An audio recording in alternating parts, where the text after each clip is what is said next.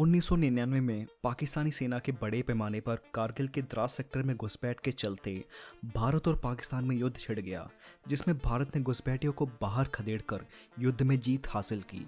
पर हम में से बहुत कम जानते हैं कि इस युद्ध में इजराइल की भी भूमिका रही है।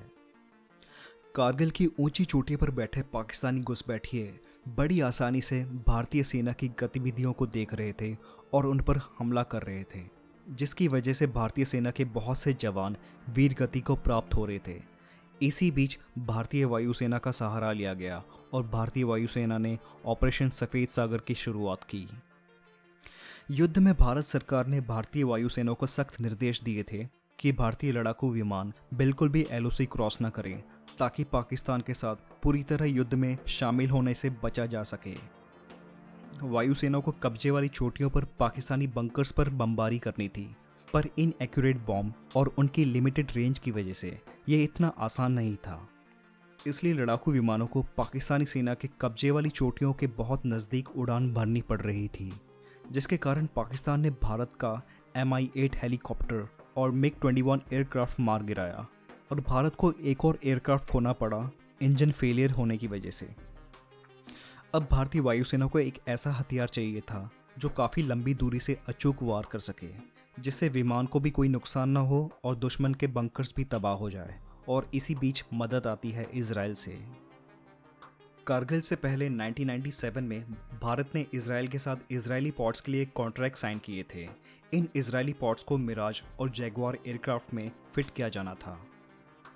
लेज़र डेजिग्नेटेड पॉड एयरक्राफ्ट के नीचे फिट किया जाता है और इस पॉड से निकलने वाली इनविजिबल बीम के जरिए टारगेट पर निशाना लगाया जाता है, और जिस टारगेट पर यह बीम गिरती है वही लेज़र गाइडेड बॉम्ब इस बीम का पीछा करके अपने टारगेट पर बहुत ही एक्यूरेसी से निशाना लगाता है, इसलिए इसे लेज़र गाइडेड बॉम्ब कहा जाता है।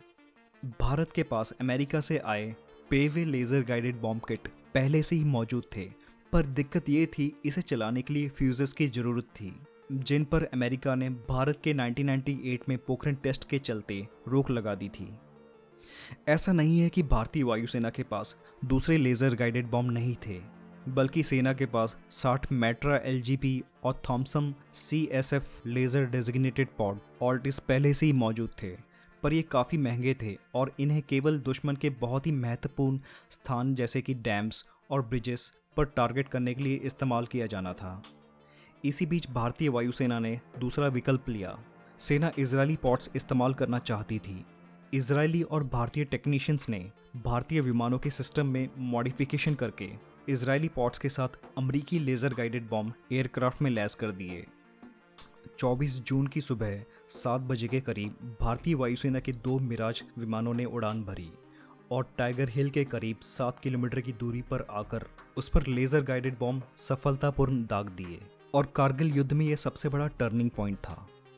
वायुसेना के विमान एक के बाद एक लेज़र गाइडेड बॉम्ब दागते गए। कुल मिलाकर 4 जुलाई तक 9 लेज़र गाइडेड बॉम्ब दागे गए, 8 मिराज से दागे गए और 1 जैगुआर से। टाइगर हिल पर 5 अकेले लेज़र गाइडेड बॉम्ब दागे गए थे। भारतीय वायुसेना की लगातार बमबारी की वजह से पाकिस्तान के बहुत से जवान मारे गए और उनके बचे जवानों को बंकर छोड़ के भागना पड़ा, और बाकी बचा काम भारतीय थल सेना ने पूरा कर दिया। कारगिल की चोटियों पर दोबारा कब्जा करके युद्ध में जीत हासिल की।